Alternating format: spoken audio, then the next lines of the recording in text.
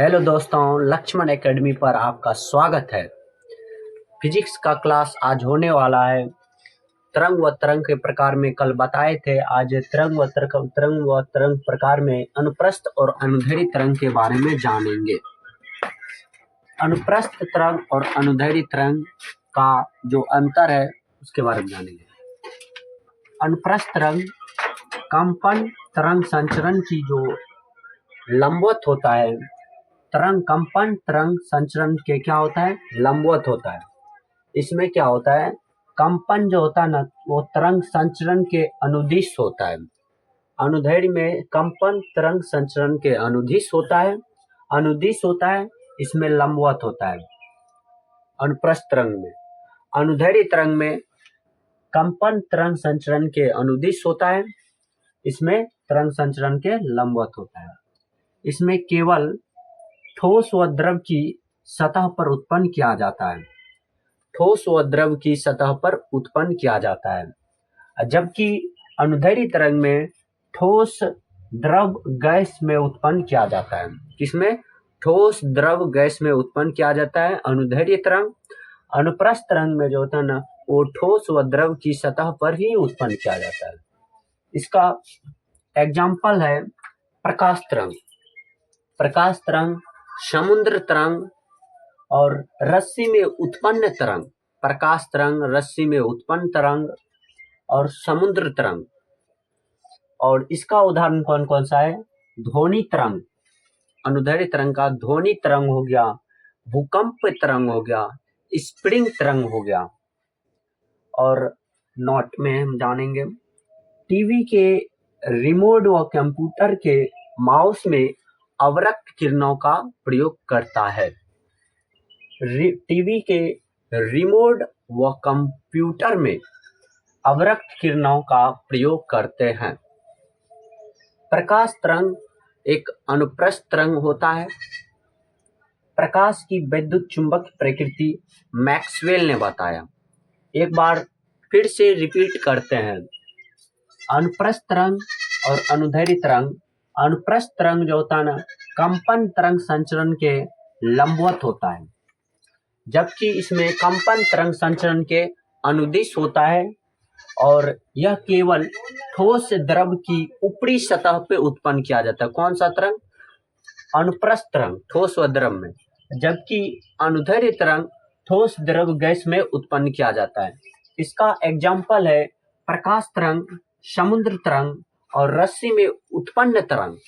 और इसका जो एग्जाम्पल है वो ध्वनि तरंग है, भूकंप तरंग है और स्प्रिंग तरंग है।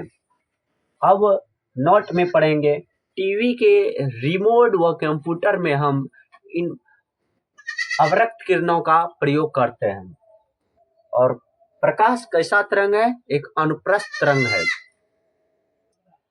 प्रकाश की वैद्युत चुंबक प्रकृति मैक्सवेल ने बताया। अब हम आगे जानेंगे दोस्तों, अब आगे जानेंगे। आगे में तरंगदैर्ध्य और आवृत्ति और आयाम के बारे में जानेंगे। तरंगदैर्ध्य, आवृत्ति, आयाम। तरंगदैर्ध्य को हम लैम्डा से सूचित किया जाता है और आवृत्ति का जो है ना मात्रक, वो हर्ट्ज होता है। हर्ट्ज बराबर जो होता है ना, वो n/m होता है। n जहाँ आवृत्ति, n f फ्रीक्वेंसी होता है। आयाम को a से सूचित करते हैं।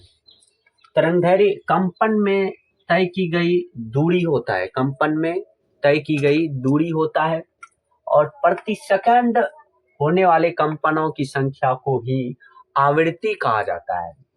और आयाम जो है ना, माध्य स्थिति से तय किया गया अधिकतम विस्थापन होता है।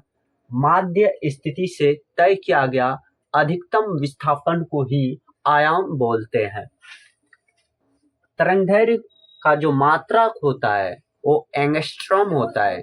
ए डॉट से सूचित करते हैं। एक एंगस्ट्रॉम बराबर 10⁻⁻10 मीटर होता है। आवृत्ति का जो मात्रक होता है वो हर्ट्ज होता है। और अब ध्रुवण के बारे में जानेंगे। ध्रुवण क्या होता है? वह घटना जिसमें अनुप्रस्थ और अनुदैर्ध्य तरंग में विभेद करते हैं। तो हम जानेंगे कि यह कौन सा तरंग है? वह ध्रुवन की घटना है। किसके किसके बारे में ध्रुव विभेद किया जाता है? अनुप्रस्थ और अनुदैर्ध्य तरंग में विभेद करते हैं तब उसको हम ध्रुवन कहते हैं। यह घटना अनुप्रस्थ तरंग या प्रकाश तरंग को दर्शाती है। उपयोग फोटोग्राफी में ध्रुवन का उपयोग होता है। रेडियम का जो खोज है वो मैडम क्यूरी ने की। अब एक बार दोस्तों हम रिपीट कर लेते हैं। रिपीट तरंगदैर्घ्य और आवृत्ति और आयाम। तरंगदैर्घ्य कंपन में तय की गई दूरी होता है और आवृत्ति प्रति सेकंड होने वाले कंपनों की संख्या होता है। माध्य स्थिति से तय किया गया अधिकतम विस्थापन को ही आयाम बोलते हैं। आवृत्ति का मात्रक हर्ट्ज होता है जबकि तरंगदैर्घ्य का मात्रक एंगस्ट्रॉम होता है। एक एंगस्ट्रॉम बराबर 10⁻⁻10 मीटर होता है। ध्रुवन वह घटना जिसके द्वारा अनुप्रस्थ और अनुदैर्घ्य तरंग में विभेद करते हैं तब उसको हम ध्रुवन कहा जाता है और यह घटना अनुप्रस्थ या प्रकाश तरंग को ही दर्शाती है। उपयोग फोटोग्राफी में होता है। रेडियम की खोज मैडम क्यूरी ने की। दोस्तों अब आगे जानेंगे। आगे क्या है? अल्फा बीटा गामा का जो अंतर है उसके बारे में हम जानेंगे। अल्फा बीटा गामा का अंतर जानेंगे। अल्फा किरण है उसकी जो खोज की वो किसने किया? रदरफोर्ड ने की। और बीटा किरण की जो खोज की रदरफोर्ड ने की। और गामा किरण का जो खोज किया वो किसी और ने किया। किसने किया? बेकुरल ने किया। भेदन क्षमता सबसे कम होता है। किसका? अल्फा किरण का भेदन क्षमता सबसे कम होता है और बीटा किरण का जो भेदन क्षमता होता है अल्फा से अधिक गामा से कम होता है। और गामा किरण का भेदन क्षमता हाई लेवल होता है, सबसे अधिक होता है। किसका? गामा किरण का।